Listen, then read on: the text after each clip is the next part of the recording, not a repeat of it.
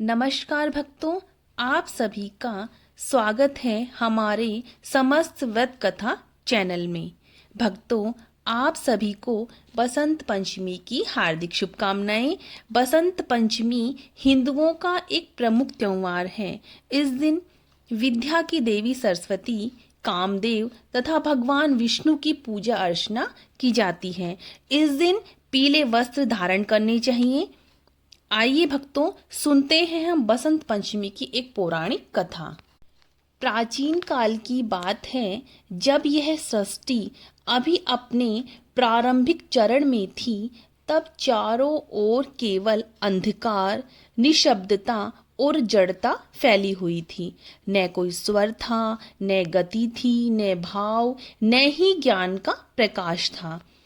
पंच महाभूत तो उत्पन्न हो चुके थे, परंतु उनमें चेतना का संचार नहीं हुआ था।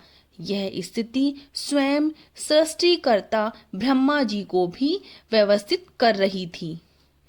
कमल पर विराजमान पितामह ब्रह्मा जी ने जब अपनी बनाई हुई सृष्टि की ओर दृष्टि डाली, तो उन्होंने देखा कि मनुष्य बोल तो सकता है, पर शब्दों में भाव नहीं है। जीव चल तो सकता है, पर दिशा नहीं है।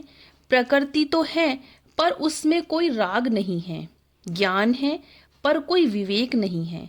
यह देखकर ब्रह्मा जी के मन में गहरी चिंता उत्पन्न हुई।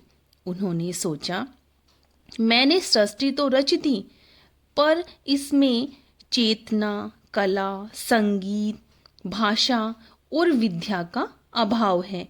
बिना ज्ञान के ये सृष्टि अधूरी है।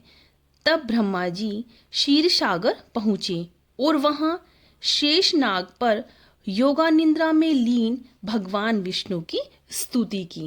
ब्रह्मा जी ने बोला, हे पालनकर्ता, आपकी सृष्टि तो स्थिर है, परंतु इसमें ज्ञान का प्रकाश नहीं, जीवों में विवेक नहीं, वाणी में मधुरता नहीं। कृपा करके कोई मार्गदर्शन दीजिए।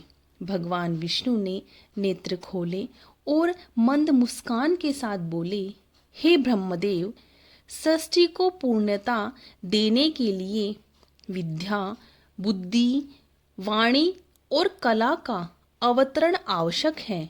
इसके लिए तुम्हें तप करना होगा। ब्रह्मा जी ने सरस्वती नदी के तट पर कठोर तपस्या आरंभ की। सहस्त्रों वर्षों तक वे ओम का जाप करते रहे।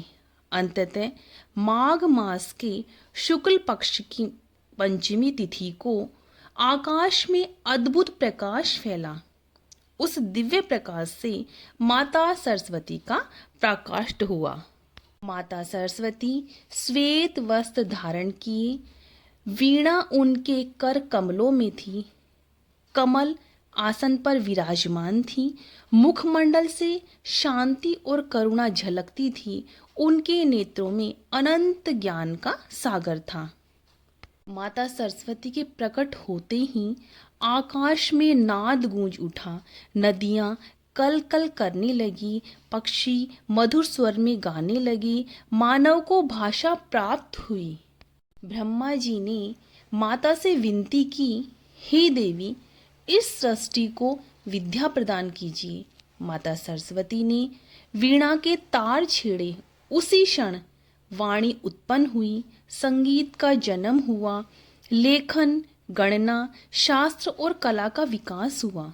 माता बोली, जो मनुष्य ज्ञान को अहंकार नहीं, सेवा का माध्यम बनाएगा, वही सच्चा विद्वान कहलाएगा। भगवान विष्णु ने माता सरस्वती की स्तुति करते हुए कहा, हे विद्या की अधिष्ठात्री देवी, आपके बिना धर्म, कर्म और भक्ति अधूरी है। उन्होंने यह भी कहा, जो इस विद्या दिन आरंभ करेगा, जो सरस्वती का पूजन करेगा, उसके जीवन में अज्ञान का नाश होगा। माता सरस्वती के प्राकट्य के साथ साथ ही बसंत ऋतु आई। धरती पीले सरसों से सज गई। आम में बोर आए। चारों ओर उल्लास ही उल्लास फैल गया। इसी कारण इस दिन को बसंत पंचमी कहा जाता है।